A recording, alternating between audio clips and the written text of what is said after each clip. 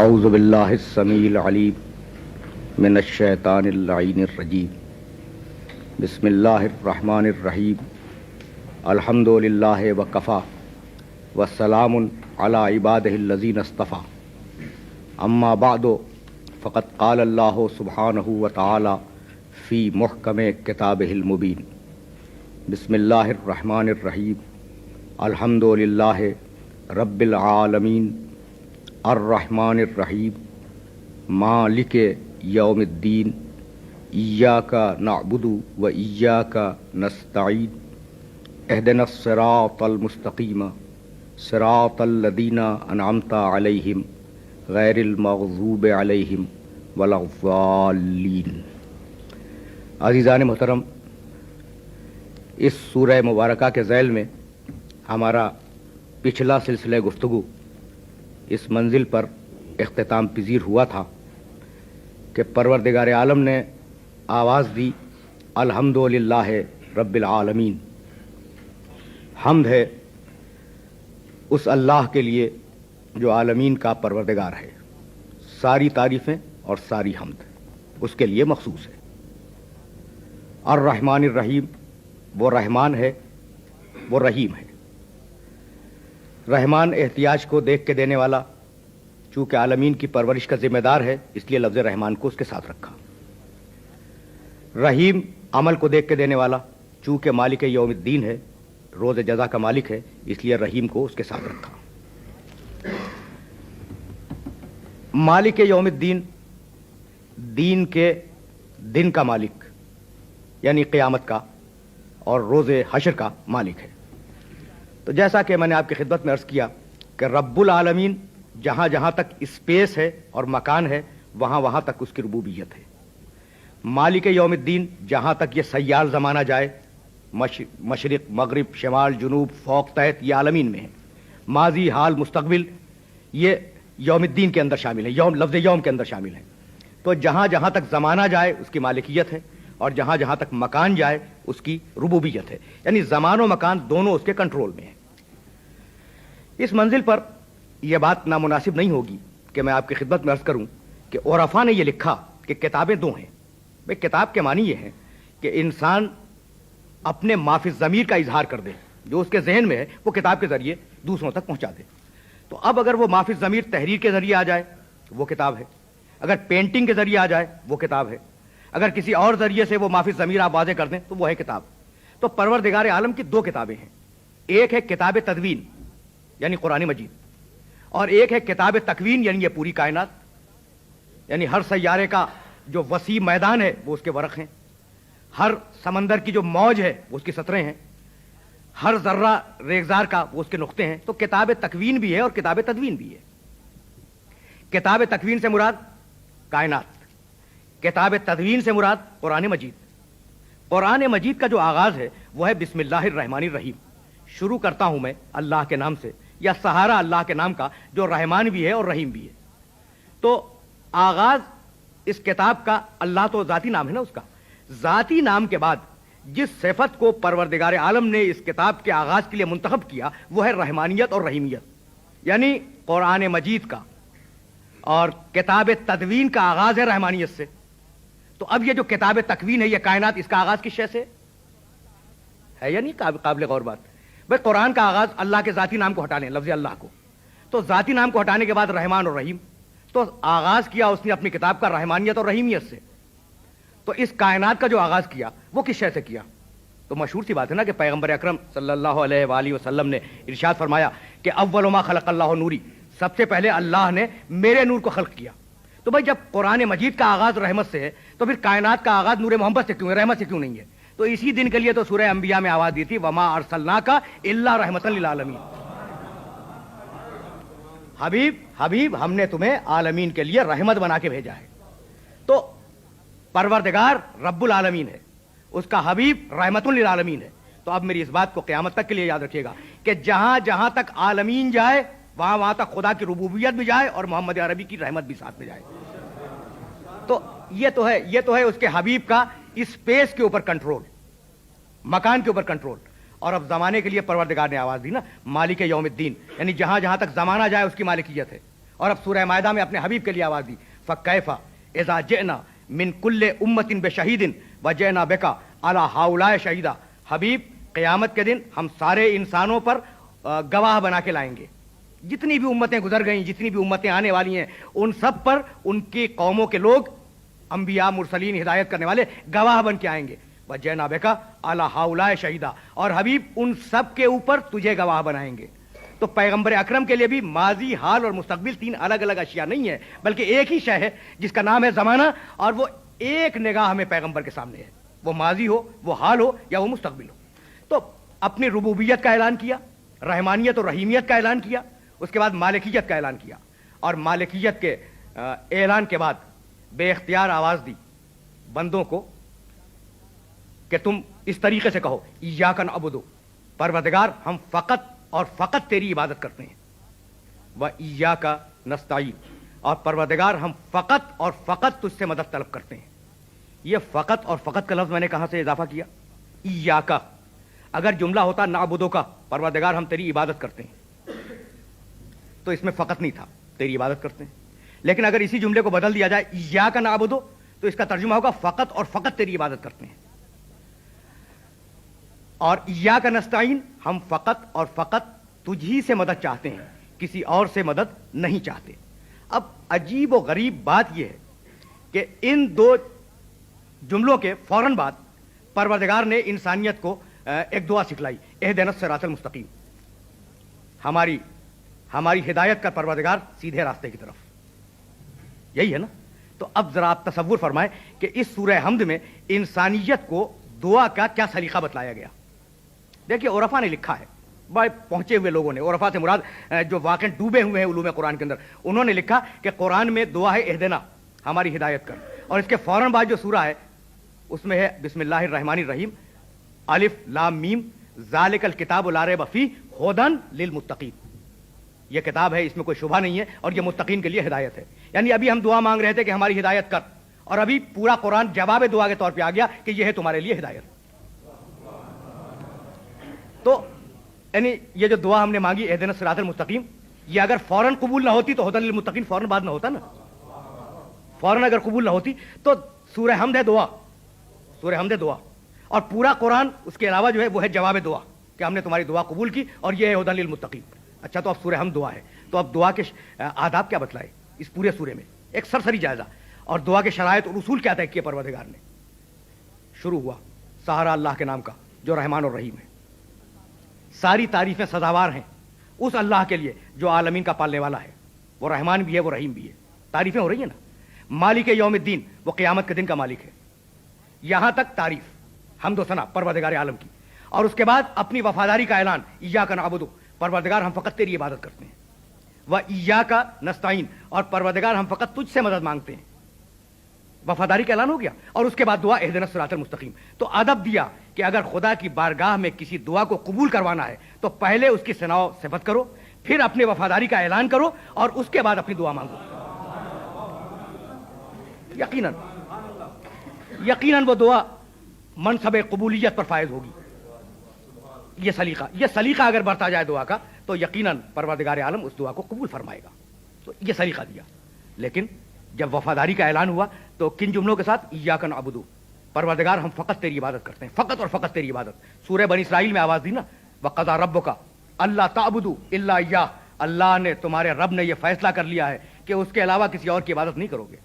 تو عبادت حق ہے فقط اور فقط پروردگار عالم کا، کسی اور کی عبادت نہیں ہو سکتی، نہ تلوار کی ہوگی، نہ اقتدار کی ہوگی، نہ سیف کی ہوگی، نہ قلم کی ہوگی، عبادت فقط اور فقط اللہ کی ہوگی۔ اب جب آپ نے یہ طے کر لیا کہ عبادت فقط اللہ کی ہوگی تو اب جابر حکمران کی عبادت تو نہیں ہوگی نا۔ اب تلوار کے زور سے کوئی شخص بات کو مانوانا چاہے تو اس کی بات تو نہیں مانی جائے گی نا، عبادت فقط اللہ کی، اور مدد فقط اللہ سے۔ دو الفاظ ہیں اور دونوں بڑے کلیدی ہیں، عبادت استعانت، فقط اللہ کی عبادت اور فقط اللہ سے استعانت۔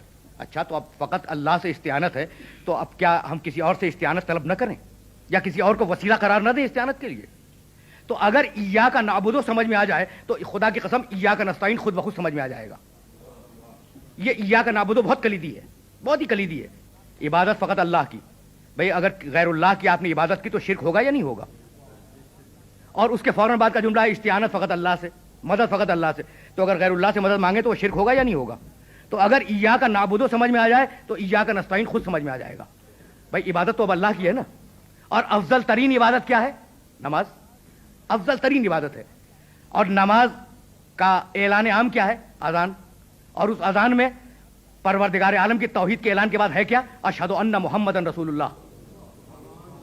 بھائی عبادت اللہ کی، ذکر محمد کا. آگے بڑھے اقامت کہی، اس میں بھی جملہ موجود اشہد ان محمد رسول اللہ. بھائی عبادت ہو رہی ہے، میں گواہی دیتا ہوں کہ محمد اللہ کے رسول ہیں. نماز شروع ہوئی، تشہد میں پہنچے جسے التحیات بھی کہتے ہیں. شہادت توحید کے بعد آواز دی اشہد ان محمد عبدہ و رسولہ. میں گواہی دیتا ہوں کہ محمد اللہ کے بندے بھی ہیں اور اللہ کے رسول بھی ہیں. اور اس کے بعد فوراً درود پڑھی، اللہم صلی علی محمد و آل محمد، یا کسی اور جملے میں درود ادا کی. بھائی ذکر محمد مسلسل آ رہا ہے نا. اور ابھی بات گفتگو تمام نہیں ہوئی، بات ختم نہیں ہوئی، بے اختیار آواز دی السلام علیک ایھا النبی ورحمۃ اللہ وبرکاتہ. عبادت اللہ کی ہو رہی ہے. السلام علیک ایھا النبی ورحمۃ اللہ وبرکاتہ. نبی آپ پر ہمارا سلام ہو، اللہ کی آپ پر ہماری طرف سے رحمتیں نازل ہوں. تو بس کہنا یہی ہے کہ پروردگار عبادت فقط اور فقط تیری، اور اس عبادت میں ذکر محمد شامل ہے. تو اب دنیا ذکر محمد کو ایاک نعبد سے نکال دے، ہم وسیلے کے طور پر محمد کو ایاک نستعین سے نکال دیں گے.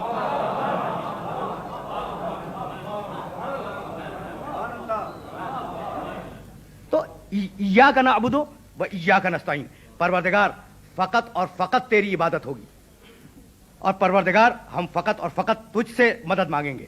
تو اب اگر عبادت میں ذکر محمد عبادت ہے تو پھر استعانت کی منزل میں اسے وسیلہ قرار دینا اور اس کے ذریعے سے پروردگار عالم کی بارگاہ میں دعا مانگنا یقیناً یہ عبادت ہوگا. وفاداری کا اظہار کیا، اور وفاداری کے اظہار کے بعد بے اختیار دعا کے جملے سکھلائے اہدنا الصراط المستقیم. پروردگار ہماری ہدایت کر صراط مستقیم کی طرف، میری ہدایت کر نہیں.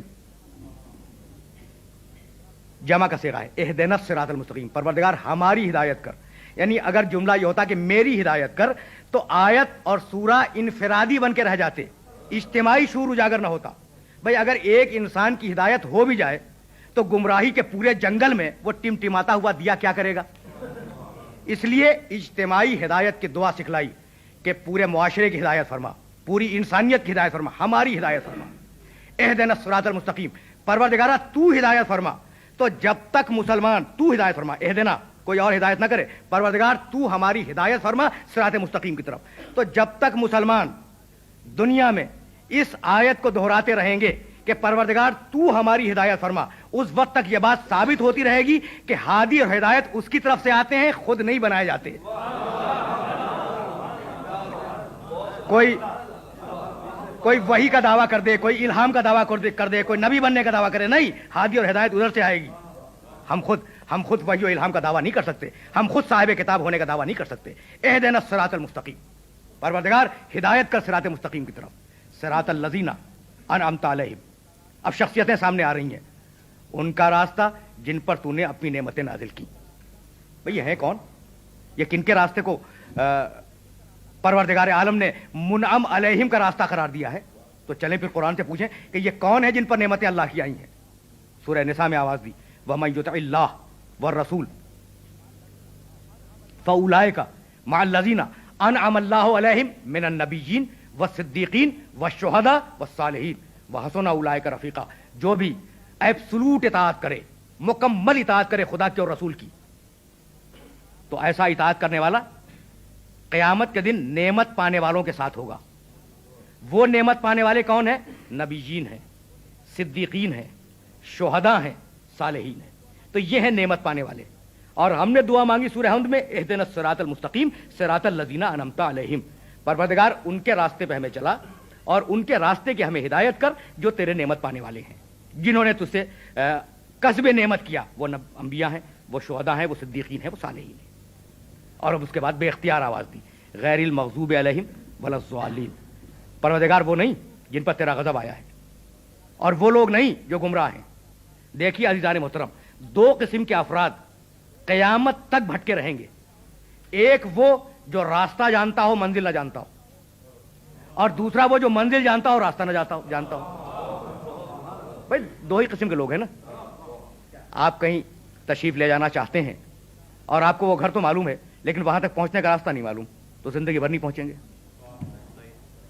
اور آپ کو راستہ معلوم ہے اور وہ گھر نہیں معلوم, تو زندگی بھر وہ پہنچ کے قریب دائیں بائیں گھومتے رہیں گے. تو دو قسم کے لوگ ہوتے ہیں, ایک وہ جو راستہ نہ جانتا ہو منزل جانتا ہو, اور دوسرا وہ جو منزل نہ جانتا ہو راستہ جانتا ہو. تو جو راستہ نہیں جانتا وہ ہے بھٹکا ہوا, اور جو راستہ جانتا ہے اور پھر منزل تک نہیں پہنچ رہا ہے وہ ہے مجرم. بھائی جب راستہ تم نے پا لیا ہے تو جب راستے کو پا چکے ہو تو راستے سے ہوتے ہوئے منزل تک تو پہنچ جاؤ, یعنی اس لمٹ تک. وہاں پوچھ لو گے کہ کون سا گھر ہے, تو وہ بھٹکا ہوا نہیں ہے. بھٹکا ہوا وہ ہے جو راستے کو نہ جانتا ہو, منزل کو جانتا ہو لیکن راستے کو نہ جانتا ہو, وہ ہے بھٹکا ہوا. اور جو منزل کو جانے اور راستے کو, جو منزل کو نہ جانے اور راستے کو جانتا ہو, وہ بھٹکا ہوا نہیں, وہ مجرم ہے, اس لیے کہ منزل کو پہچان رہا ہے اور اسے اس تک پہنچنے میں بہت آسانی ہوگی. تو جو عزیزان محترم توجہ فرمائیے گا, جو راستے کو نہ جانے اور منزل کو جانے ایک قسم, جو منزل کو نہ جانے اور راستے کو جانے یہ دوسری قسم. تو جو راستے کو نہیں جانتا ہے وہ قیامت تک بھٹکتا ہی رہے گا راہوں کے اندر, اور وہ ہے گمراہ. اور جو راستے کو جانتا ہے اور منزل تک پہنچ سکتا ہے اور پھر منزل تک نہ جائے وہ ہے مجرم, گمراہ نہیں ہے, اس لیے کہ استطاعت تو ہے, راستہ جان رہا ہے, وہ پہنچ سکتا ہے منزل تک, پوچھی کہ صحیح, وہ منزل تک پہنچ سکتا ہے. تو یہی فرق پروردگار عالم نے قرار دیا سورہ ہم کے اندر.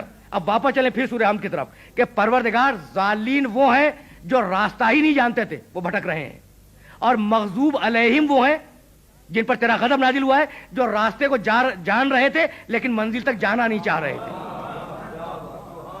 تو اب یہاں دو کیٹیگریز اور دو گروہ واضح سامنے رکھ دیے کہ ایک ہے مغضوب اور ایک ہے مطلوب. تو خبردار مغضوب کی طرف نہ جانا, مطلوب کی طرف جانا.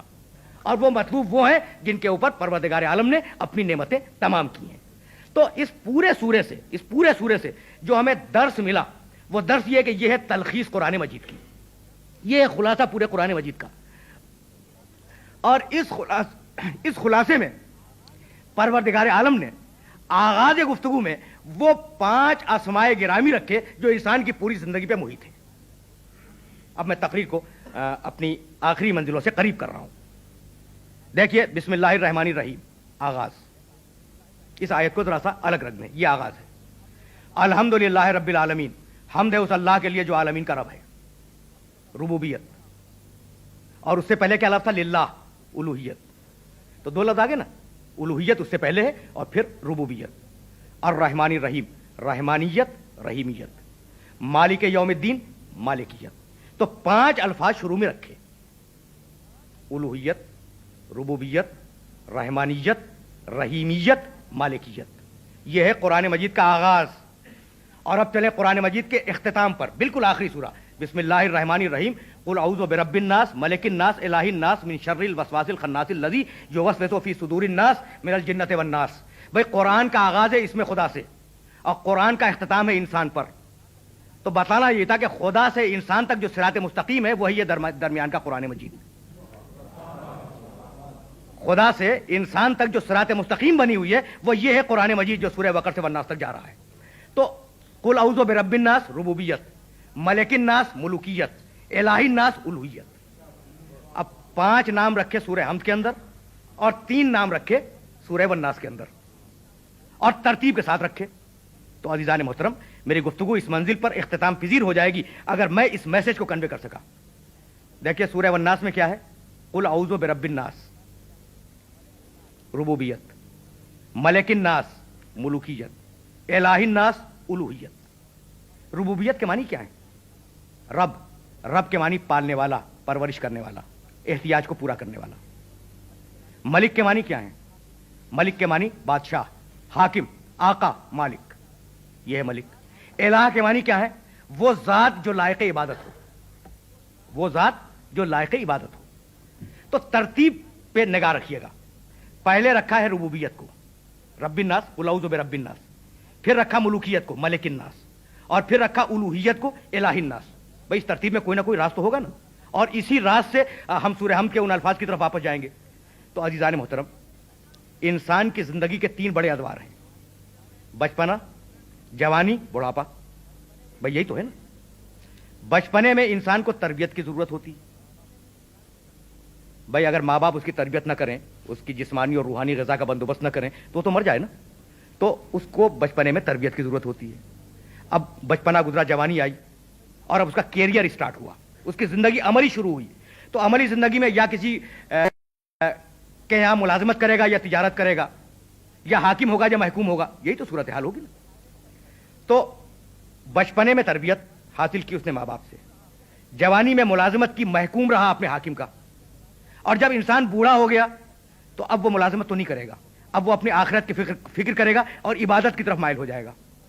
यही है ना मिजाज इंसानियत का। यानी बचपने में जो बच्चा खेलता ना हो वो एबनॉर्मल है, और जवानी में जो फिक्र माश ना करे वो एबनॉर्मल है, और बुढ़ापे में जो इबादत की तरफ माइल ना हो जाए वो गैर फितरी इंसान है। तो ये फितरत इंसानी है, ये मिजाज है इंसान का कि बचपने में उसे तरबियत चाहिए, जवानी में उसे मुलाजमत चाहिए, बुढ़ापे में उसे इबादत चाहिए। नहीं इसी तरतीब से जुमले रखे गए कि देखो गैरुल्लाह की तरफ तवज्जो न रहे, बचपने में रब्बिन नास है, जवानी में मलिकिन नास है, बुढ़ापे में इलाहिन नास है। यानी तुम्हारी पूरी जिंदगी पर उसकी हुक्मरानी है, और अपने किसी अमल को उससे हट के अंजाम देने की कोशिश न करना। अब वापस चले सूरह हमद की तरफ कि उसमें जो तरतीब रखी गई वो तरतीब क्या है। अल्हम्दुलिल्लाह रब्बिल आलमीन, उलूहियत, रुबूबियत, अर्रहमानी रहीम, रहमानियत, रहीमियत, मालिक यौमिद्दीन, मालिकियत। अब 5 नाम दिए हैं ना अपने उसने, और 5 अपने औसाफ गिनाए हैं। अब इनके अंदर राज क्या रखा परवरदिगार आलम ने? तो इसमें राज ये रखा कि मैं अल्लाह हूं, मैं खालिक मैं हूं तुम्हारा, और जब मैं तुम्हारा खालिक हूं तो तुम्हारी परवरिश की जिम्मेदारी मेरी है। अब उलूहियत से बात रुबूबियत की तरफ गई, और जब तुम्हारी परवरिश की जिम्मेदारी मेरी है तो मैं एक एक की एहतियाज को देख के दूंगा, रहमानियत। और जब क़यामत के अंदर आओगे तो अब वहां एक एक को देने वाला नहीं हूं, अब मैं अमल को देखने के बाद देने वाला हूं, रहीमियत। और ये ना समझोगे किसी और से ले लोगे, मालिक यौमिद्दीन मैं हूं, मालिकियत।